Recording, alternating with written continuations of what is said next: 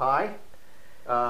We're with, well, I was going to say Aunt Phil, but that's just from my perspective. Phyllis Bath, or Mom, I guess, from Gretchen's perspective, who's also here. We are doing a video that's mostly going to be about Phyllis talking about her life and memories, and hopefully this little video will be the type of thing that people in the family and others will enjoy for years to come.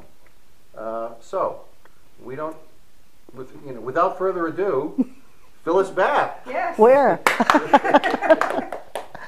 So, Aunt Phil, as you know, we don't have a real script for this. Yeah. It was mostly talking about memories in really in no particular order. You have a book I know that you have where you have different memories, and so if you like, we can pretty much start anywhere. You can use the book as a prompt to talk about things, read from it if you like. Gretchen and I may ask questions from time to time to see if we can move things along. Maybe we could why not, just start at the beginning. And, maybe, we do want to talk a lot about your childhood and about things that are of interest to Gretchen, me, and the rest of the family in terms of, your parents, your sisters, and what is life on the hill and what have you.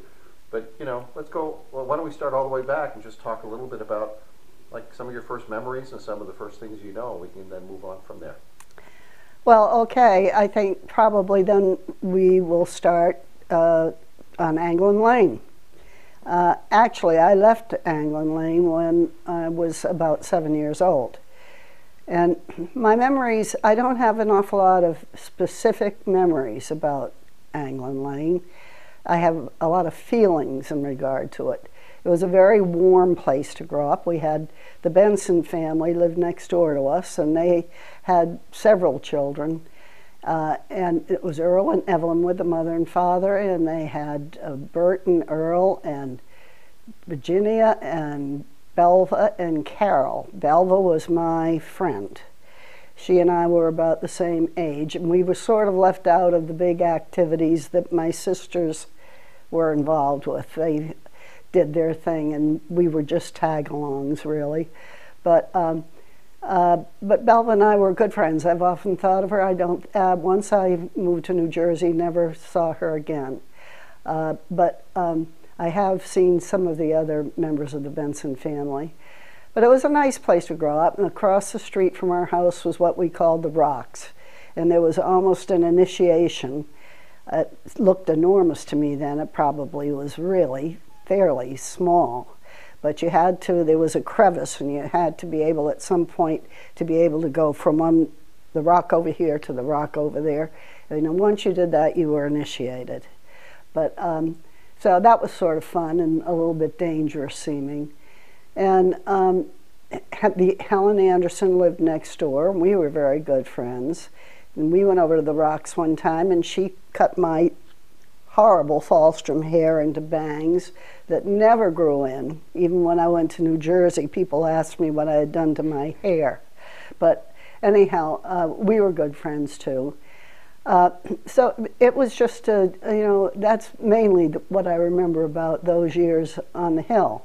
I do remember one time, and it's funny why you should remember this sort of thing, but I remember one time getting up, and it was a spring morning, and I went out, and it was like the smell that you have around Easter time, certain flowers and so on, and it was just beautiful.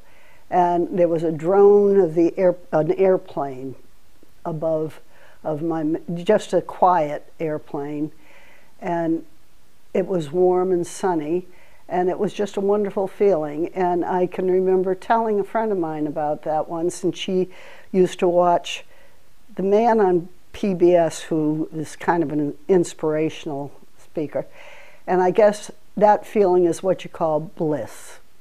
That's what I think I was experiencing then, and that stands out in my memory even to this day. But we then left because Who lived in that house at the time? In our house? Yeah, in Anglin Lane. That was our house, and my father, my mother, and Arlene, Arnold, Shirley, and I. And when we left there, we knew that we would be eventually coming back there, so we rented it to Pauline and Ferky. And they had it the whole time we were in New Jersey. Huh. And then, of course, when they bought, what an enclave that place was, because then when they rented that, Doris and Tommy took the house next door where the Bensons had lived, and they lived there. Were they relative with Pauline and? Pauline and Doris were my cousins, and they were my mother's brother's children. And so, you know, they lived, those two houses right together. And Your grandfather didn't live there? actually, when I did not, I know my father's father was still living when I lived on the hill, but I really don't feel as if I knew him. I think I knew him mainly from stories. But actually, he was living while I was there, and I think he did live with us for a while in that house. And I know that my older sisters and my brother had great affection for him. He was apparently a very, very gentle, nice man. Lost a leg, and we don't know why. I don't know whether he had diabetes or. Yeah, we never knew. What? He was on crutches or wheelchairs? Yeah, he was on. I think he did use crutches. See, that I don't really remember much about that part. He spoke Swedish? I don't remember his speaking Swedish. At the bottom of the hill, there was another house right at the point, sort of, where my mother's father lived. And I was told, and I think it's apocryphal, that he taught me how to speak Swedish, that I spoke Swedish with him when I was a little kid. But if I did speak it then, I have no knowledge of it now. They did speak, they all spoke, particularly if they didn't want you to know what they were talking about. They spoke in Swedish. My mother and father would. Your mother and father did? Yeah, they could speak in Swedish, but and you know, I can remember there was a phrase, "Gå hem och lägg dig," something like that, which meant like go home and lie down or something, and just get out of the way. And they used that on occasion. Or my mother would use that every once in a while. To the kids? Yeah. Maybe while the Yeah. parents were talking? Yeah. And So your maternal grandparents lived at the bottom of Anglin Lane? at the hill, at the house that later the scourge of the hill lived, a man named Bielecki that everybody hated. But at one point, the bottom point, of the hill towards the lake, or towards? Yes, towards the lake. Okay, yeah. At the base, you know, the bottom down there. Well, Ferky lived down at the bottom. Yes, when we moved back, they had to go somewhere else. So they moved down on the hill on the left-hand side. On the left-hand side, I remember Yeah. that. And then these people were at the very end. Right at the very end. Right. Yeah. But they were your maternal grandparents. Yeah, but I don't remember I don't remember. I think my mother's father lived there with his second wife, stepmother, whom my mother did not like. I can remember that. And I don't remember much about her at all. And actually what I remember about him, I think I get mainly from pictures and so on. What happened when did he die? Oh gosh. It had to have been. I have all that information we have somewhere, and I don't know where it is. But after we moved to New Jersey, I don't remember ever seeing him again. I think he probably died much before then. So that's interesting, because in terms of the Swedish influence on the hill of the family, there was your family, Doris and Tommy, Ferky, and Pauline, and they were all in your family. Then also your maternal grandparents. So there's four. Yeah. Of the Falstrom, if you will. Yeah. Any others that were? There were other Swedes there. Well, of course, the Andersons next door were. They were not relatives, but they were almost like that. We were very, very close to them, And although that, I think they were actually Norwegian, now that I think of it. But Oh my God. I know it. There goes the neighborhood. Of course, the Norwegians always thought they were superior to the Swedes anyhow. They used to have the phrase that 1,000 Swedes ran through the weeds chased by one Norwegian. But, you know, I was born there in 1930. I can't imagine that my parents wanted me, although, I mean, because it was right in the, you know, the Depression was hit right then and there, and you know, I don't think they absolutely felt horrible because I was born, but they certainly couldn't have planned it, I don't think. And my father just at that point, well, you know, when I was around 7, he was having a hard time finding a job, so he went to New Jersey, and that's when we all moved there.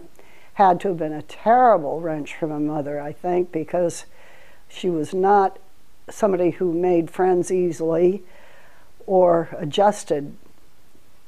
This is what I think now,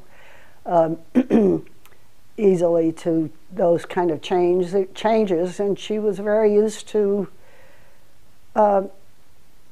having relatives and friends around her. And to go to New Jersey, which was completely different. For all of us, it was a change. I think I can remember, and I have one of those memories in the book. The first memory I have in New Jersey, Shirley and I were sitting on the second floor porch, and she had had a sunburn, and I sat there and peeled her skin. and I think it made us feel comfortable somehow. But we, you know, were trying to adjust right then and there, and it was a completely different atmosphere. Were you in a multi-family? Yes, there was one family. It was a 3-decker, and I swear I still can't get over that picture because it was a 3-decker. The family named Beers lived on the first floor, and we had the second and third floor. And actually, it was quite roomy.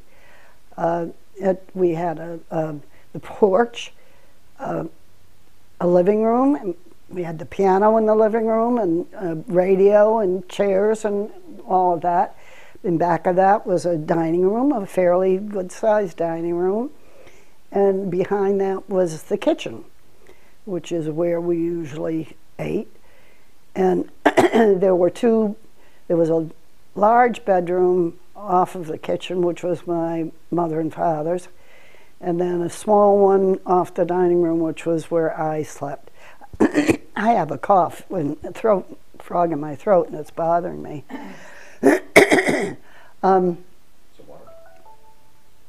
Let's see if that helps.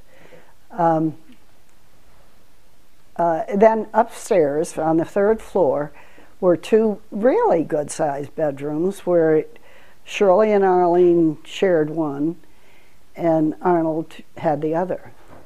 And so, you know, it may be that it was my age that makes me think it was good size, but I think it really was.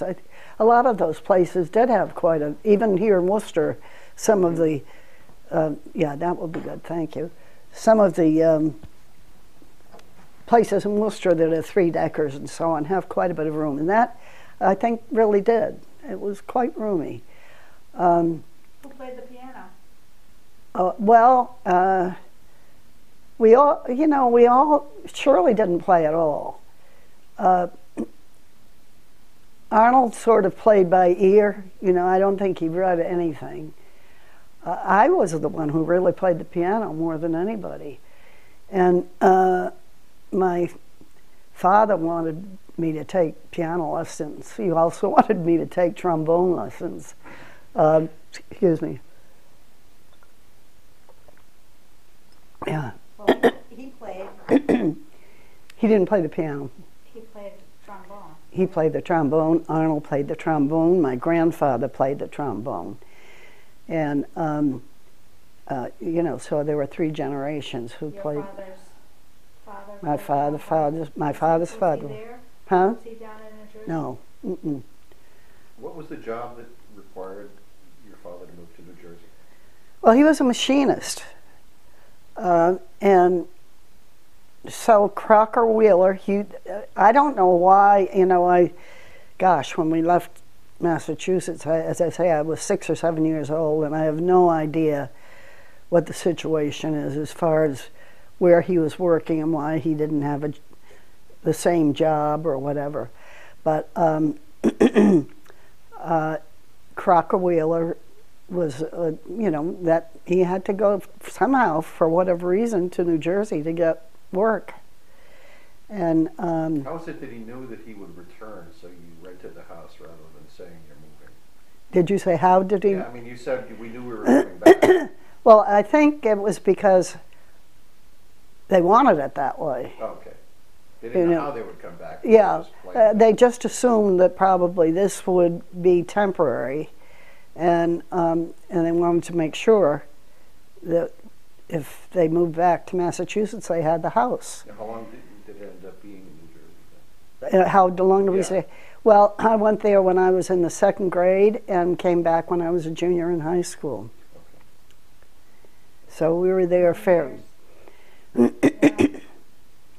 we were there a fair amount of time. You know, we have old pictures. The house that was in Massachusetts originally was like a camp. And I think, you remember, either one of you remember seeing pictures in the albums of the old, and it would say like the old house. I think they originally, it was, I think, just a place that they came out to.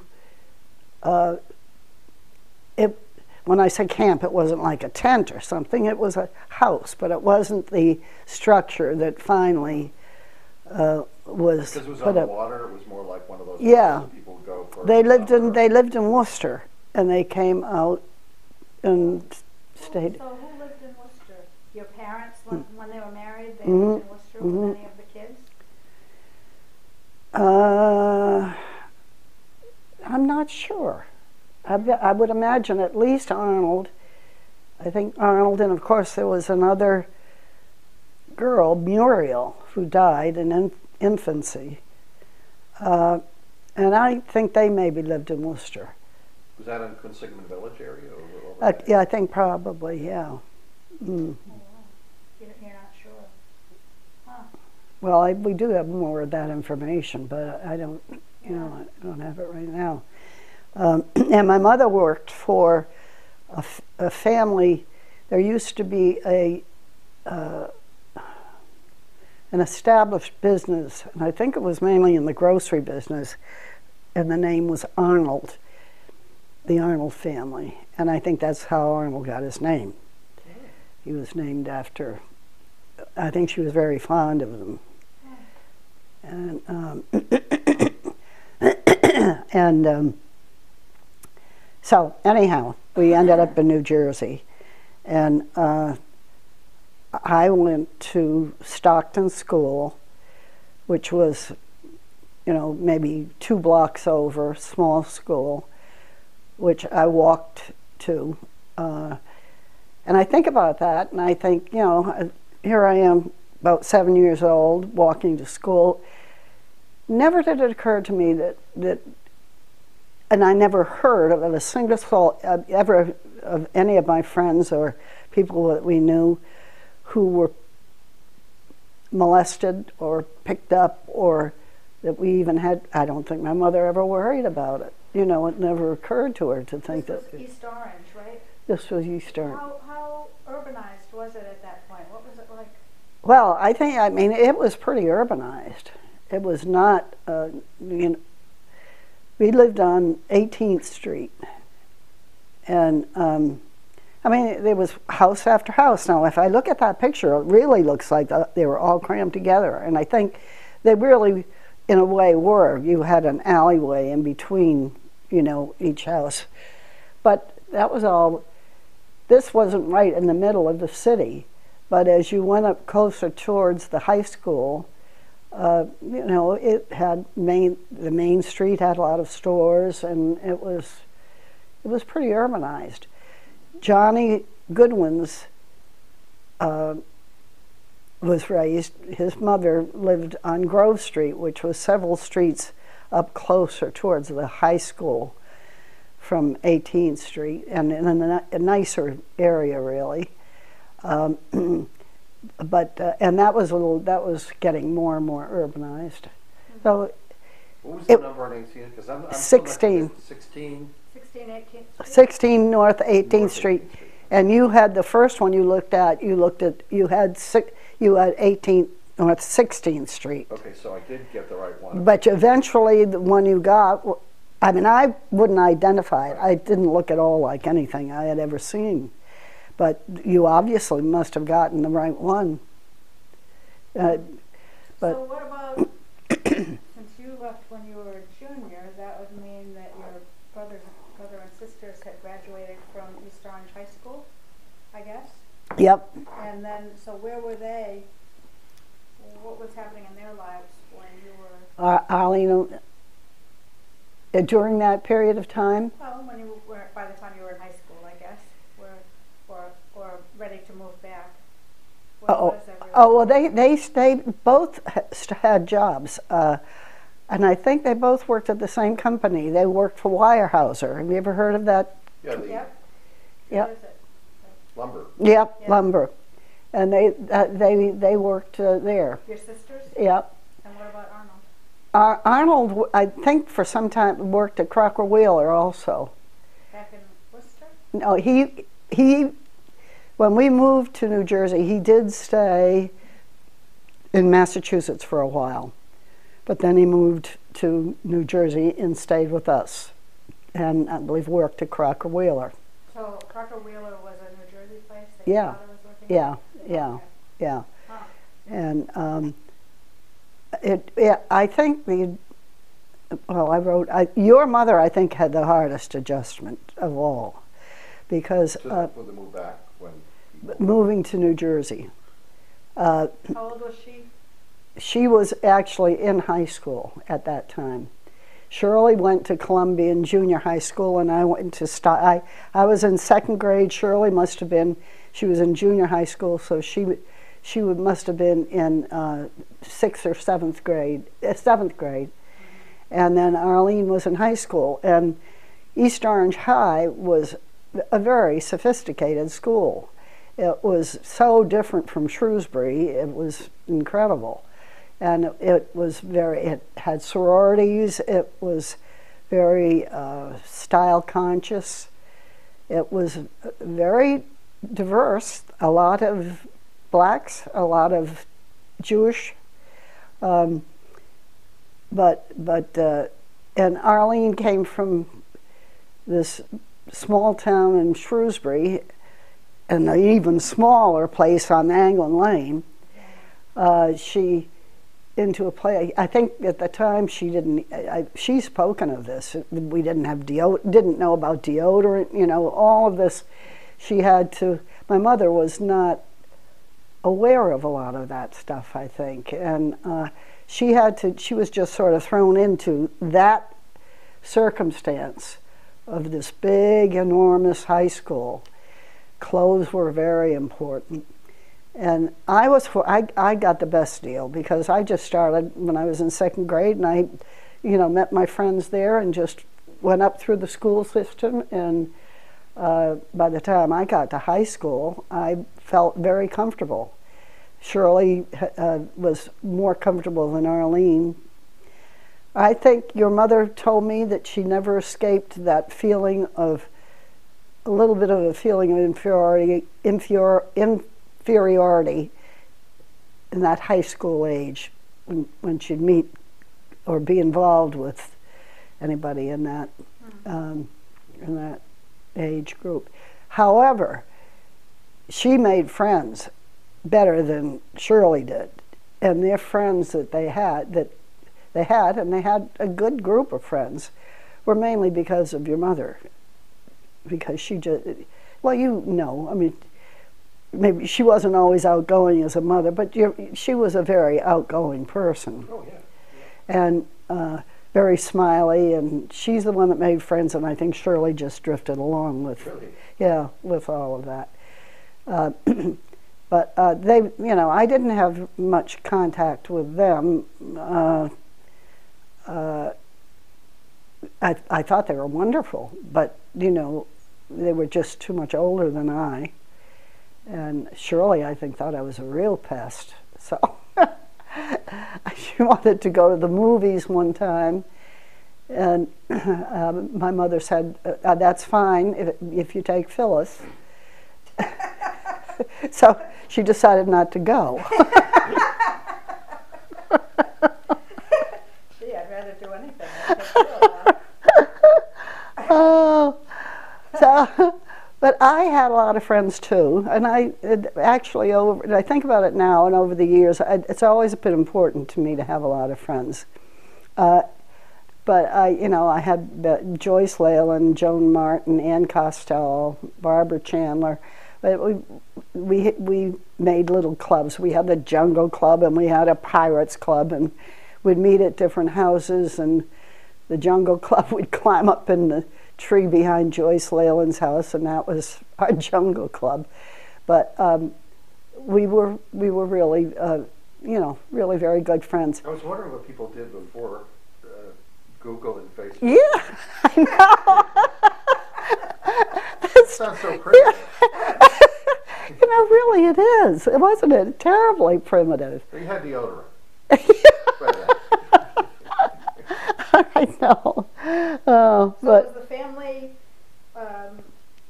well off, better off than they were yes. financially when you lived in the Anglin Lane? Yeah, when we, you know, I'm sure it was partly because I just didn't know any better. But to me, I felt as if I didn't need anything. Mm-hmm. I mean, I felt as if we were very comfortable. But what did I need? You know, I mean, it may have been that it could be that my mother was worried constantly about money. I think, and I mention it here very often, I am quite sure now that she suffered from what your mother suffered from, agoraphobia or anxiety attacks or whatever you want to call it now. And Barbara, apparently, according to Barbara Whitaker, that's genetic. And I never had it, but Arlene certainly did, and Barbara did, and I think Johnny did. But anyhow, I think at the time my mother was seriously affected by it, although we have pictures of her at the World's Fair, and we used to take trips in the car to Atlantic City and so on, and so she went on those. But I can remember they belonged to a Swedish lodge. I think it was called Vasa, V-A-S-A, and they wanted to keep their membership in it. And I can remember she would send me out on the weekends. I did her shopping, her grocery shopping. We had separate shops. We had the butcher shop and the baker, and you know this. And I went to those places and did the shopping. And I also can remember sending money orders for her to the Vasa Lodge, you know, to keep up their membership.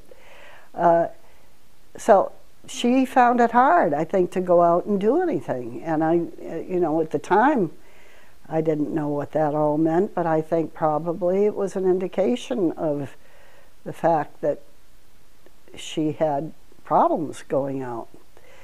And again, I'm mentioning this, that it sounds terrible, but I didn't think it was at the time.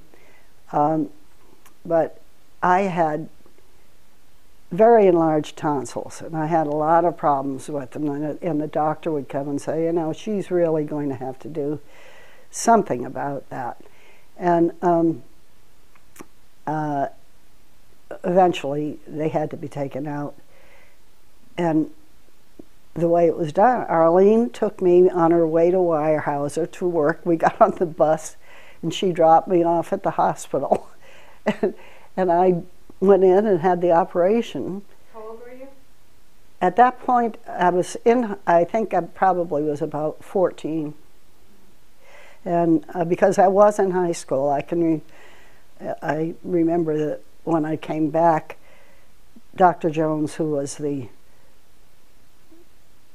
headed up the Glee Club and the a cappella choir, was concerned about my singing after my operation, whether I should be doing it. But so I was in high school. But I think, I must have been about 14. But my mother apparently couldn't do it. It'd take me to the hospital. That was just something that she found difficult to do, I guess. I don't remember minding it at all. Shirley told me afterwards that my mother stood at the ironing board and prayed at the time that she thought I was having the operation. And I came home, and I can remember feeling fine. And Joan Martin's mother used to make a pie that I loved that had a graham cracker crust, and she knew I loved it, and she made it for me when I came home. And you're not supposed to eat anything like that after a tonsillectomy, but I did, and I was fine. They probably kept you in the hospital for days back then with the tonsillectomy. No, I don't think so. I don't think I was in there for days. Although it was considered, I guess bleeding was a big problem. I didn't have any problem whatsoever. So did the family go to any social events in connection with the vassalage, or was that just something that you paid your dues to? Well, I think they probably had when they lived in Massachusetts, but I didn't know much about that. I mean, the vassalage was based here in Massachusetts. Oh, they sent money back to Yeah, Massachusetts. yeah. And let's say the activities we had right near us was what was called the East Orange Oval, which was a huge, well, maybe it wasn't so huge, but it was a big playground. It had tennis courts and swings and ball fields and all sorts of stuff. And Shirley was very athletic. She played all kinds of, she played on the basketball team in school, baseball, softball team, and there was a league at the Oval, and she played in that. She also played tennis, and I ended up borrowing her tennis racket, and Joyce Leyland and I struggled to get the ball back and forth. It took us a long time, but we finally did it. But Shirley was the athlete, and I followed Shirley and Arlene in school, and the teachers remembered both of them for different reasons. And the gym teachers always asked me if I was as good an athlete as Shirley, which I was. I was a good athlete, actually, but I wasn't big for team sports.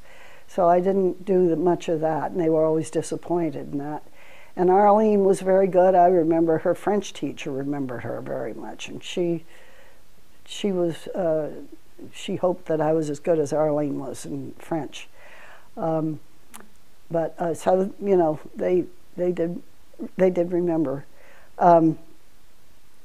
But anyhow, my friends, and Joyce Leyland and I were probably the closest of friends.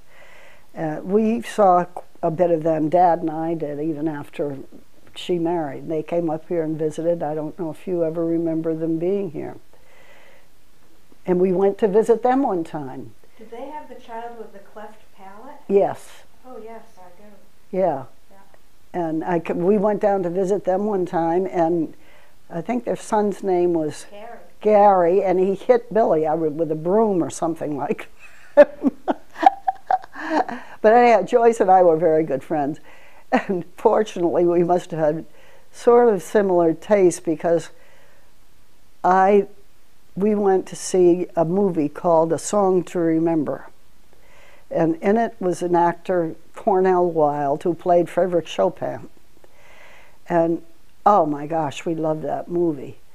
And we traveled all over the area so that we could keep seeing it at different theaters. We saw it 11 times. Wow. The wonder to me, it's not so much a wonder to me that I loved it, but the fact that Joyce loved it too. So we just thought that was wonderful. And I can remember when you say who played the piano, that I've got some kind of music, and there's a Chopin nocturne, which if my voice were a little better, I'd try to sing it, but I can't. But I remember plugging away at that and, really learning the notes.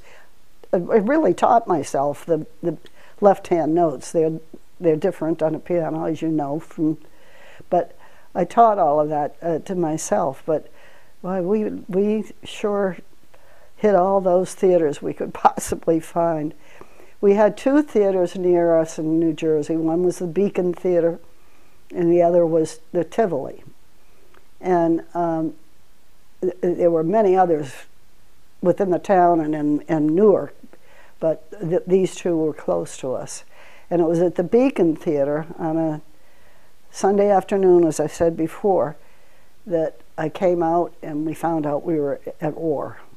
That, Japan had bombed Pearl Harbor.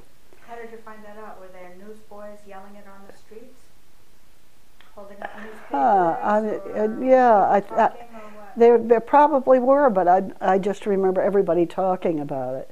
I can remember before that happened, my father, I think to get away from the house and get a drink, would take me for a little walk. I'll take Phyllis for a little walk.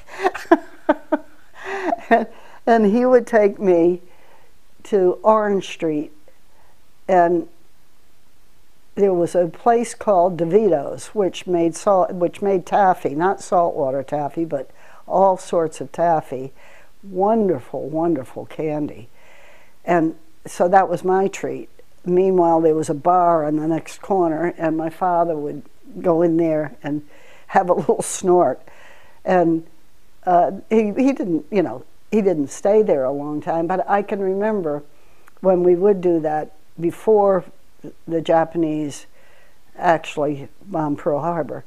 And the conversation would be very, very much about whether we were going to go to war or not.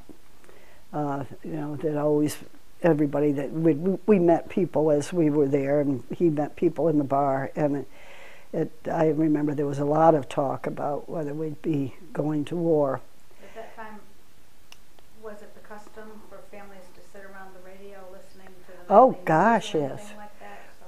Yeah, we did, and I see pictures of that either on television or, mostly on television, and it's just the way it was.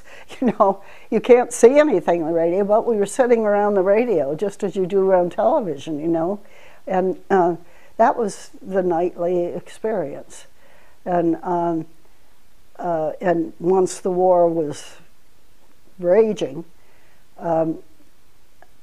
we listened constantly to hear how things were going in the Pacific and how they were going in Europe. A lot of interest, and I remember, and it had to have been probably in 2nd or 3rd grade, there was a boy his name was Ted Osgood. And of course, if you watch or if you know anything of the history of what went on before and during the Second World War, before the war, there were a lot of isolationists, and there were a lot of people who did not want to go to war. I mean, you can understand that. That's the way it was. But apparently Ted Osgood's family was very much against the war, and of course then Roosevelt was he brought in Lend-Lease, and we were sending ships to England and so on, and I can remember Ted having a little verbal fight, not argument, I guess, in the classroom with him. and he was getting hot-tempered, and he was trying to say, why shouldn't they sink our ships? And he said, why shouldn't they ship our sinks? That was, and see how you remember something like that? That was Ted Osgood. I don't remember any other thing about him except that he did that. But was Arnold of there? I don't even know if there was a draft. Was there a draft back then? Was Arnold yeah, he could not. He was 4F. He had something wrong with his ear, and also, I think that you could be 4F with. I think he had flat feet too. I think that was, but he was 4F, so he was never called. Johnny Goodwin maybe was. Oh, Johnny Goodwin's definitely. In the war while you were living in. Well, when he started going out with Shirley, he was. Wait a minute, he wasn't in the war then, but he was torpedoed. He was in active. He was in active duty. But Arnold fortunately had, as far as we were concerned, and of course, a lot of my sister's boyfriends and people that they knew were drafted. My memory is, and I'm quite sure of this, that none of those people were killed. I mean, I don't know, I can't remember that there was anybody that we knew close to us that was killed. I remember one boy, Norman Updegrove, I think he was in the Navy. He may have been injured, but he was not badly hurt either. But we had blackout, curtains had to be pulled down. What did they call it? They had somebody that would go around and, monitor. Yeah. At the time, it's only been in later years that I was aware of the fact that they did have submarines around, around the coast and close by. It was a while before I realized that. I don't know how much longer you want me to talk about this. What about the end of the war? Oh, it was wonderful. How did you find out and what happened? Oh my gosh, that was just so wonderful. Well, I mean, we heard that it was, everybody just exploded. Your mother and Shirley took off for New York City, and I didn't, darn it, You were 15, right? What? You were 15, they would have Yeah. been like 19. Yeah. So there they went. Off they went. For the big But, celebration. so they could have been in one of those Life magazine photographs. Oh, absolutely. Kissing soldiers and whatever. Don't you love that picture of the sailor and with, that iconic thing? They went through all that, and they for all of that. I mean, they had the war years were horrible, and so many. Well, obviously they were, but there is something that happens in the war that is also very glamorous and romantic. It just is. I guess because there's such a threat of things ending or whatever that. So I think that during that period of time they had your mother and Shirley had a wonderful time. I think they had a very good time, and they got very much into horseback riding. There was a place up in Irvington that was a horse training place or something, and they got all the gear. They wore jodhpurs, and they went up there and they met. Oh, I've seen a picture with jodhpurs. I wondered where that came from. Yeah. They were horse riding? Yeah, they really went up. They rode at night and everything. They just and they would come home with all these tales with the names of the Brud and so, and I thought, oh my God, look at all of them. Are they having fun? But I was a little bit too young to enjoy. Although when the war ended, there was still even though I couldn't go to New York City. I mean, there was still a lot of, it was just wonderful. You know, everybody was out in the streets and cheering and. Did you have rations during the wartime? Do we have rations? Rationing. Oh Lord, yes. We had stamps. We had to use for everything, and we had. You could not get butter, and I'm sure you've heard that tale before. We got with this plastic bag, which was white, just like a big thing of lard, I guess, with a little yellow capsule in it, and you'd squeeze the bag until the capsule broke, and you'd squeeze and squeeze until it all got yellow and looked like, till it all got yellow. Oh yeah, we had to be very careful about all of that. We had, of course, gas rationing, although that, as I understand it, that gas rationing was really because not to use rubber. It was mainly for the purpose of not using rubber more than it was gasoline. And Joyce and Ann Costello and I went around and collected aluminum foil from cigarette packages and made balls of it, and you know, then you turned that in so they could use it for whatever they used it. And it was definitely war mentality. That's, you know, it certainly wasn't like poor people in London who were getting bombarded, but everybody was affected by the war, that was for sure. And there was never, I mean, I do, and I mention it in here, I don't recall anything since then where everybody was so solidly, one-mindedly together. It was just that way. And that was a nice feeling, actually. We certainly have never had a war since then. It was like that. I don't know that World War II was a war that was right either, but it's certainly a different feeling. And let's see, any other questions? What about, you mentioned your mother praying when you went in for the operation. What was how religious, was there a lot of religion at home? No, I don't think so. I think, when I said that, I think it's, well, I mean, I don't remember ever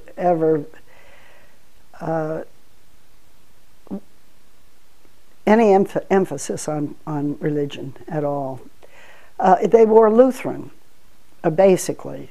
And I think your mother was confirmed in the Lutheran church, I know that.